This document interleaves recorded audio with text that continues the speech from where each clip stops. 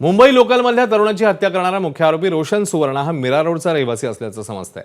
Mira road इथल्या साईबाबा नगर परिसरातील मेघदूत टॉवरमध्ये 7व्या मजल्यावर तो भाडेतत्व कराराने राहत असल्याचं समजतंय। आरोपी रोशनला सदर घर मिळवून देणाऱ्या एजंटशी आम्ही संपर्क साधला असता आरोपी रोशन आणि त्याचे कुटुंबीय शांत स्वभावाचे वाटत असल्याचं त्यांनी म्हटलं। त्याच्या वर्तणुकीत कोणतीही संशयास्पद बाब जाणवली नाही असंही एजंटने पुढे म्हटलं। पोलिसांकडून आरोपीची कसून चौकशी सुरू असून घटनेमागील सर्व परिस्थितीचा तपास करण्यात येतो। एवढा वेळ पण माझ्याकडे आला एग्रीमेंट रिन्यू करायला पहिलं पण आला। त्यावेळी त्याचा आई वडील आणि त्याचा भाऊ पण आला आणि त्यांनी सांगितलं असं की भाई आम्ही आमचं जे घर आहे वाकोलाला सांताक्रूजला ते रिडेव्हलपमेंटमध्ये जाणार आहे आणि त्यासाठी आम्हाला घर पाहिजे। आणि मी त्याच्या बॅकग्राऊंडमध्ये विचारलं आई वडील कोण कोण राहणार आहे, बोलले आई वडीलनी मी आणि माझा भाऊ।